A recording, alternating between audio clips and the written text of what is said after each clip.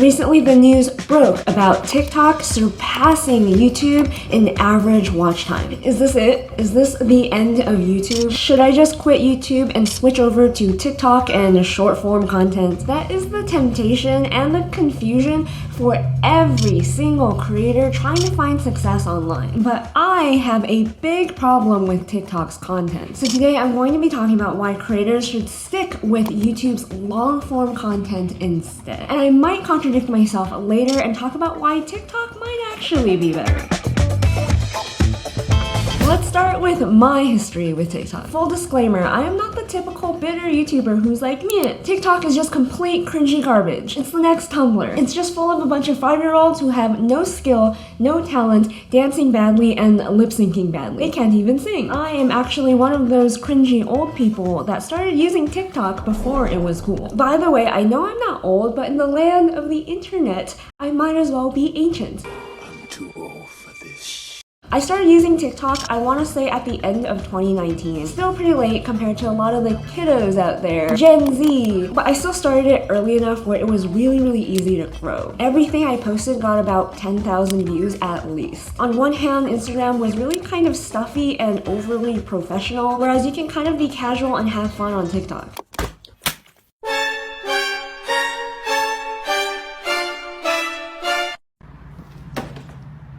When I started doing YouTube seriously in 2020, TikTok still seemed like the better app. I was filming everything on my phone, which meant it was so much easier to edit and just pump out content. And I quickly grew my TikTok account all the way to 200,000 followers in a very short amount of time. Meanwhile, I was barely growing on YouTube. I maybe had 5,000 to 10,000 subscribers at the time, but I quickly realized there's a really big problem here, or problems, plural. One of the biggest issues was at the time there was no real way to monetize your TikTok following. I could sell merch or products of my artwork, but it was kind of difficult to do that. You do need a pretty big following in order to sell a lot of merch, a lot of products. Most people weren't accepted into the creator fund because you typically had to be at 1 million followers or more. And I did not have 1 million followers because artists kind of get the short end of the stick a lot of the times. What are my chances?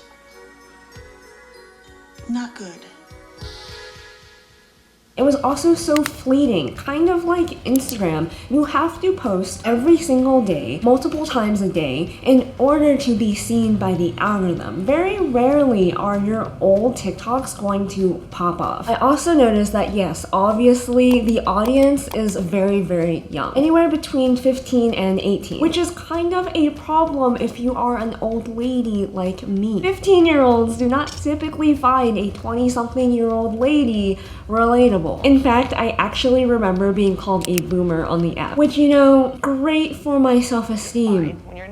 And the more short form content that I made, the more I realized its limitations. I could make a really entertaining 30-second TikTok, yes, but it's actually really hard for the audience on TikTok to get to know you. Most people just want you to be a monkey and dance on screen or do whatever it is that you do on TikTok. In fact, most of them don't even know your name. They just know you're the one artist that draws that thing, or you're the one girl that does those dances. You're the one guy that has those funny jokes. That's all they know you for. But I still stuck with it because of that sweet dopamine of getting so many followers so fast. I thought logically these followers should translate over to YouTube followers so easily, right? I was wrong. For whatever reason, growing on TikTok, Instagram, other social media platforms don't tend to do this. They don't tend to go to other social media apps and follow you everywhere else. But, and there's a really big but here, it's not like YouTube is all sunshine and rainbows either. YouTube is not a level playing field. It's just not, no matter who tries to tell you that it is. For example, it's really expensive. YouTube needs camera equipment, microphones, editing equipment, and technically you can make YouTube videos on an iPhone, but for the most part, look at every single successful YouTuber. 9 times out of 10, they're not shooting their videos on a rinky-dink iPhone. There's also a huge learning curve to YouTube. No one is an expert on how to to film and edit videos right when they start YouTube. If you look at the first few videos of this channel, I did not know what I was doing. I was trying my best and it was the best I could do at the time. But unless you are a film major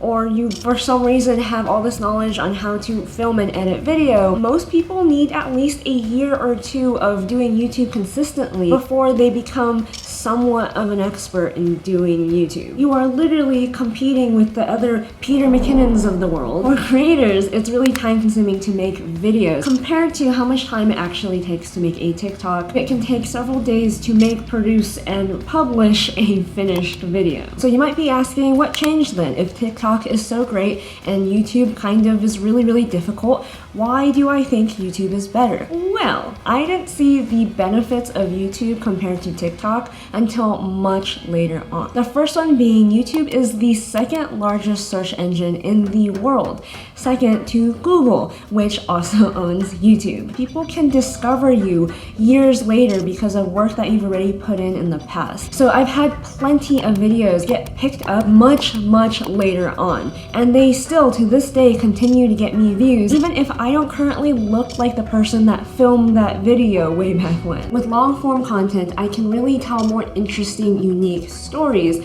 and start developing a relationship with the audience, you guys. I recognize a lot of you guys in the comments down below when you guys comment. Thank you very much, by the way, for helping me with the algorithm. And it's this kind of engaged audience that people pay good money for. Let me tell you guys a story. When I was still working at Disney, it wasn't like I was keeping my plans to quit a secret. I was telling everyone that I knew that this was what I was going to do. I wanted to become a full-time content creator. Surprisingly, in the year 2020, there were still a lot of people who didn't understand how influencers or people on the internet make money with views. They would say things like, I need to eat, subscribers don't pay my bills. And yes, I guess subscribers don't pay your bills, views do, and it's that kind of audience that people want. If you are able to create an audience of 1 million people, that's 1 million people brands and even companies like Disney really want. That kind of audience I'm talking about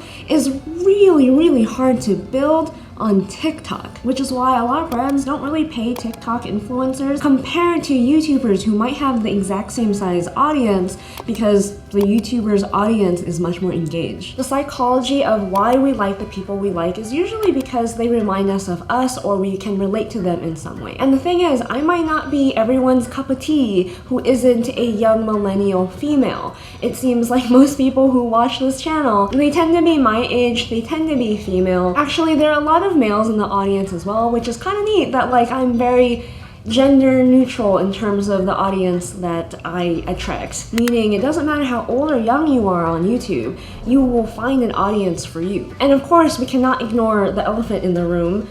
It makes more money. If your goal is to monetize your side hustle, to have financial freedom, doing what you love all day, which is making dumb YouTube videos. Out of all the platforms I have ever tried, YouTube has been the quickest way to get there. That is why I think YouTube is far superior than TikTok. But the thing is, there is a reality here that I can't ignore. Here's where I'm going to contradict myself. If you're not aware, there are a lot of channels that have blown up from 0 to 100K to 1 million in less than a year because they have been early adopters of YouTube Shorts. I believe short form content is good for Gen Z. If you're younger or targeting a younger audience, I think that's where they are. It's also particularly good for some reason for musicians and some kind of entertainer. Have you heard of Ty Verdes? Have you heard of Bella Porch? Even Dixie D'Amelio. They've all created an amazing music career off of TikTok. Remember when I said before, cross-app interaction isn't really a thing? I don't tend to do this. For some reason, TikTok and Spotify is a thing. People will go from TikTok to your Spotify and check out the music that you have. With TikTok, it is so much more accessible, especially if you're younger, because you can film everything with your phone. So it seems like I'm saying a lot of good things about TikTok, but at the end of the day, Everyone who grows on other social media platforms eventually move to YouTube. For example, the D'Amelios, Addison Rae, Josh Richard. These are huge TikTokers who eventually transition to YouTube because there's more money in YouTube. Deciding what platform, hopefully YouTube, is the best for you is the first step. And the next step is to check out these videos next to learn more about how to make good content so that you can be successful on YouTube or whatever platform that you choose.